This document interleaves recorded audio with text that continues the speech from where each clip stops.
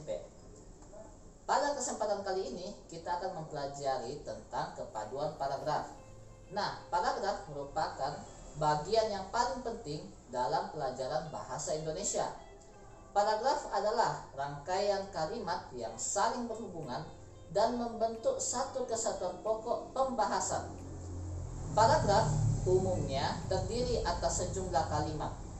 Kalimat-kalimat itu saling berhubungan antara satu kalimat dengan kalimat lainnya sehingga mengungkapkan sebuah gagasan tertentu. Paragraf yang baik pada umumnya terdiri dari satu gagasan utama dan beberapa gagasan penjelasan. Dalam bahasa Indonesia, kita mengenal 4 jenis paragraf, yaitu paragraf deduktif, induktif, campuran, dan menyebar.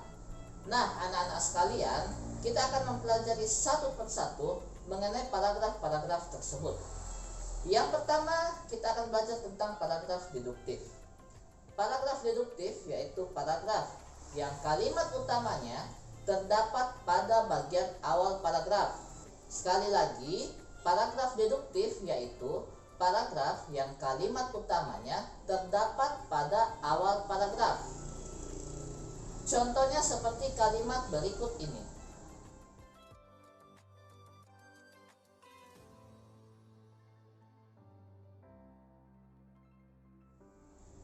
Jenis paragraf yang kedua yaitu paragraf induktif.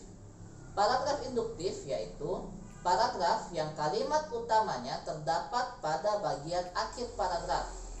Sekali lagi, paragraf induktif yaitu paragraf yang kalimat utamanya terdapat pada bagian akhir paragraf. Perhatikan contoh berikut ini.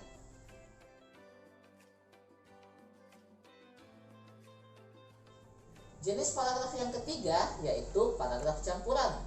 Paragraf campuran yaitu paragraf yang kalimat utamanya terdapat pada bagian awal dan diulang lagi pada bagian akhir paragraf.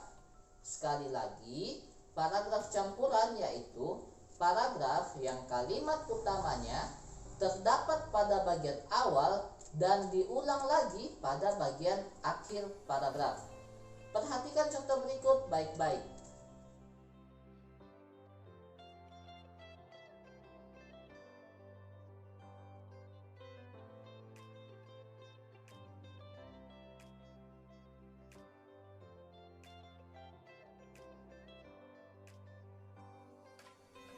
Dan yang keempat atau yang terakhir yaitu paragraf menyebar. Paragraf menyebar ini paragraf yang cukup unik. Kenapa dikatakan unik? Karena paragraf menyebar ini adalah paragraf yang kalimat utamanya terdapat pada bagian awal, pada bagian tengah, dan pada bagian akhir paragraf. Nah, sekali lagi, paragraf yang keempat yaitu paragraf menyebar.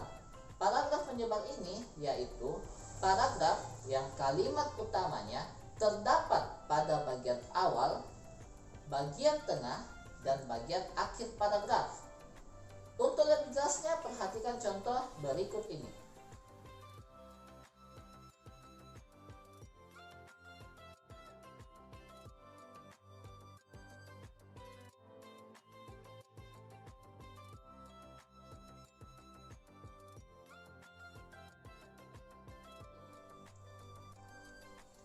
Baik anak-anak, sampai di sini pertemuan kita hari ini mengenai jenis-jenis paragraf yang terdapat dalam bahasa Indonesia.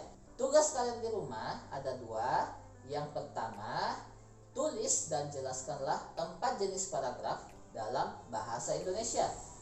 Dan yang kedua, tuliskanlah contoh paragraf deduktif dengan ketentuan. Yang pertama, minimal 4 paragraf. Dan yang kedua, 1 paragraf minimal dibangun oleh 4 kalimat. Baik anak-anak, sampai di sini pertemuan kita hari ini. Jangan lupa tugas kalian dikumpulkan dalam Google Classroom. Salam jumpa, salam sehat, dan tetap semangat.